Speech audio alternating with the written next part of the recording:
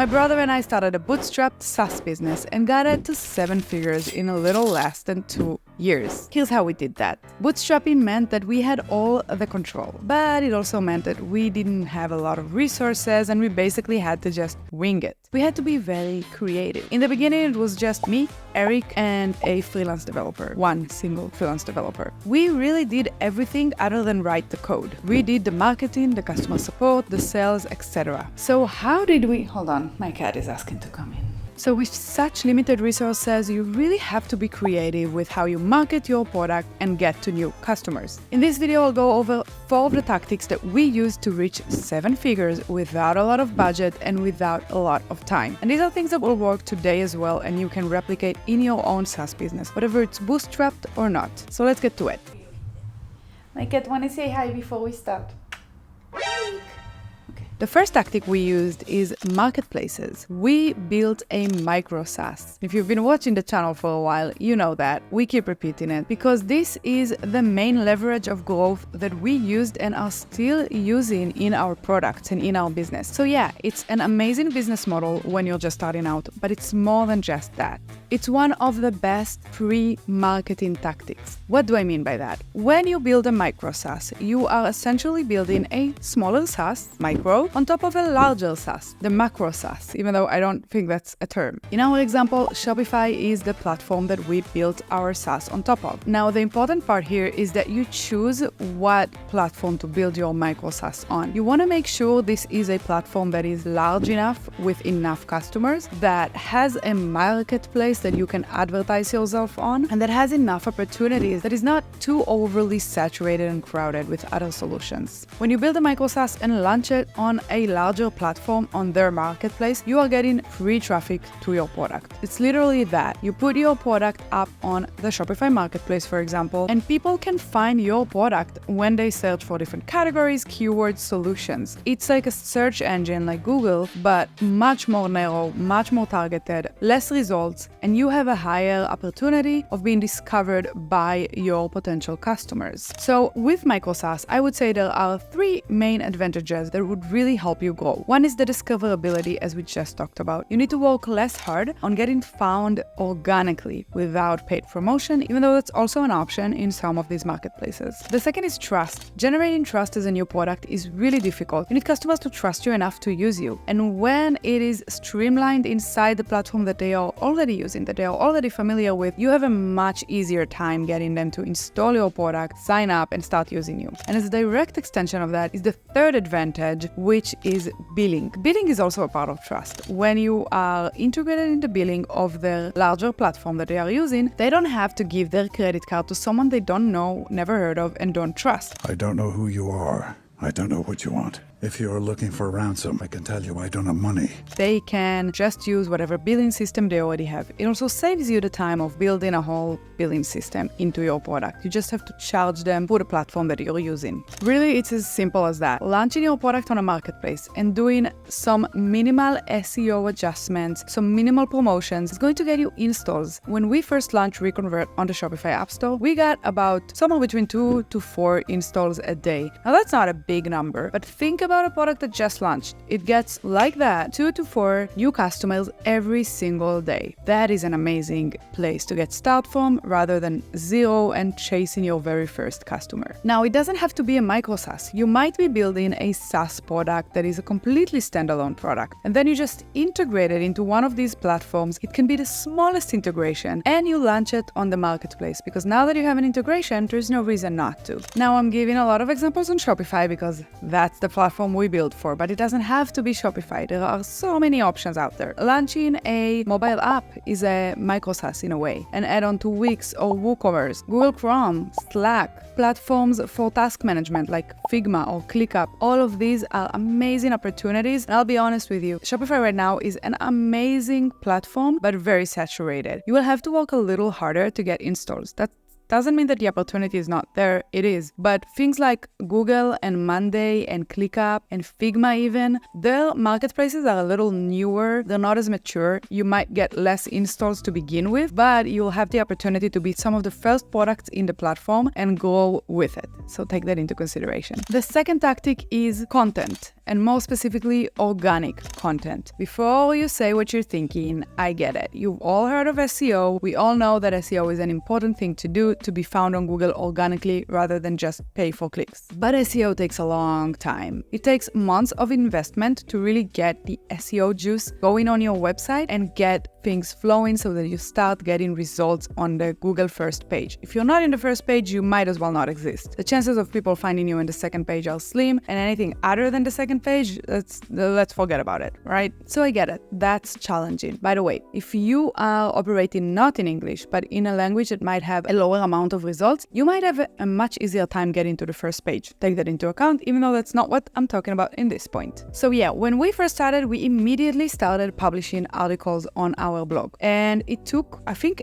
almost a year before we really started feeling the effect of this. So that's not what I'm talking about here. A year is a really long time to wait. You don't have a year, especially if you're bootstrapping, but even if you're not, a year is too long. So what are the ways to do organic content without paying for it in a way that would actually move the needle today, not in a year from now? We have two main things that worked in the beginning before we had any SEO juice to our website. One is to get published on other people's blogs. We would reach out to blogs with higher reach than ours, and it doesn't have to be the huge blogs, it can be the medium ones in our industry, and we reached out to them to see if they accepted guest posting. Some cases we did link exchange, but the bigger ones didn't really care about a link from our pretty much non-existent website that was just founded yesterday. And in some cases, they just want you to write good content. They want good content on their website. They're a content farm kind of a blog. So you just need to write really good piece of content and publish it on their blog. Now, this does two things. A, you get a backlink to your website, which helps you rank up a little higher with SEO. It accelerates the whole process. You do need to work on backlinks if you care about SEO. And two, it gets people who are already blog readers of the blog you published on awareness of your product. They now heard about you, they heard your name, maybe they clicked the link, maybe they installed, we don't know, but it gets you traffic and it gets you awareness, and it's a really good way to start generating awareness even though you still don't have the SEO to do it in your own website. And the second thing is honestly my favorite, and that is YouTube.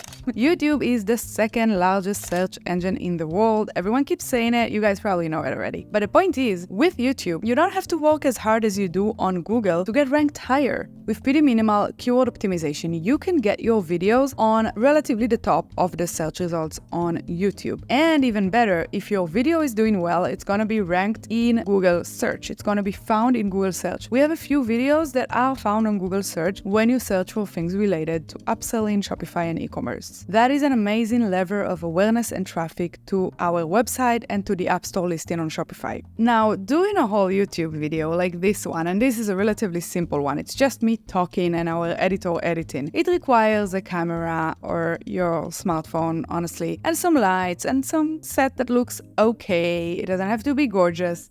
Case in point, but it needs to be aesthetic enough that you don't look like you're filming out of someone's closet. And I get that's a little much. And maybe also you're not comfortable showing your face on camera. That's fine. The type of videos we did don't require any of that. What we did is just opened up Loom, screen shared our own product, and started talking about the different features. We did how-to videos of the product, how to add an upsell to the Shopify thank you page, how to create post-purchase funnels that convert, etc. We did some keyword research. We created videos for these keywords that are related to our app. No one saw our faces. It was just through Loom. We did very minimal editing. I think we did it ourselves in the beginning, and then we just put it on YouTube, and it got traffic. Some of our videos from 2019 are still getting traffic today. And obviously in the description we put a link to our website and to the App Store, and people are getting there consistently. So use these organic methods that are relatively easy wins to get your product and yourself visible into potential customers' eyes.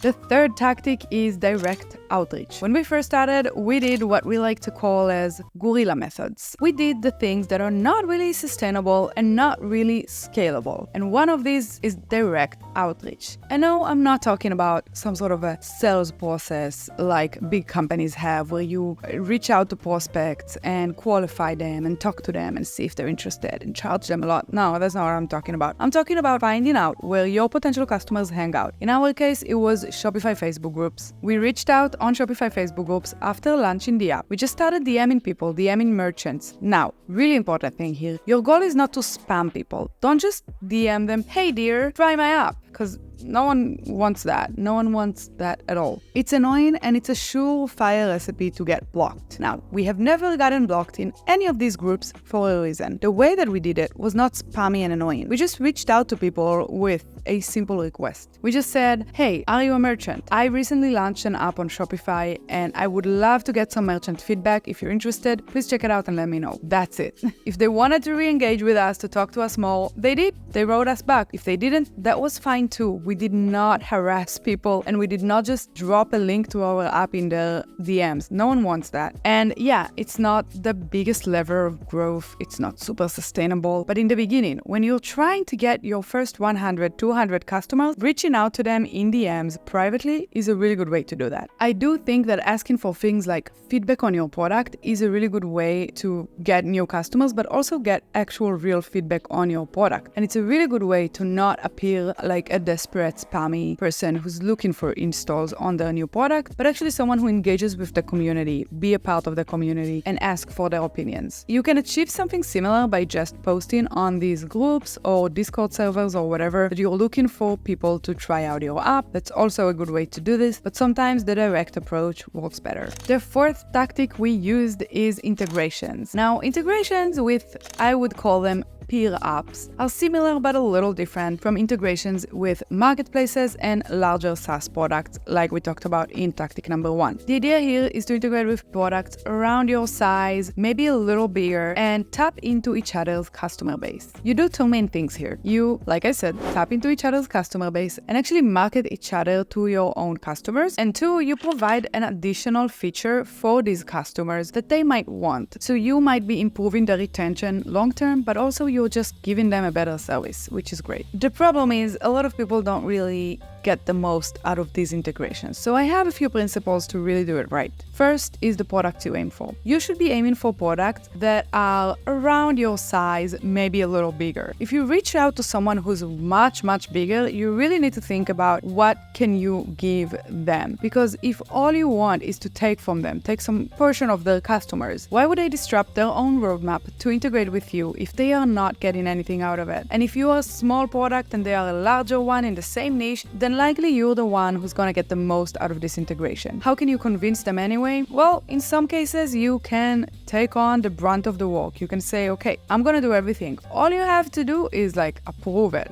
Say yes, and I will do whatever is needed to do. Sometimes you might convince them by just providing something that their customers really want, because then they get something in return. They get retention. They get happier customers because of this integration with you. So these are two ways to convince them. But you also need to realize that sometimes you just won't convince them. And maybe start with the ones who are a little smaller, closer to your size. You can still tap into each other's customers, even if they are on the smaller end of the product spectrum. Generally speaking, the second thing kind of relates to the first one. It's the values. Generally speaking, you want to make sure 3 different parties are getting values out of this integration. You, obviously, them, the product that you're integrating with, and the customers on both ends. They should be getting some sort of value out of it. I mean, what's the point of the integration, right? And lastly, probably most importantly, is the co-marketing part. If you are doing an integration and that's it, and sitting down and waiting for customers to come, nothing's gonna happen because they don't actually know that you integrated. You need to do some marketing. That goes without saying, right? But most people focus on sending out an email to their customers. We're gonna send an email telling our customers we have an integration, and then a bunch of people will install and it's gonna be amazing. That's not really usually the most impactful way to do this. From our personal experience, whenever we send out an email like that, we get a few installs. Cool,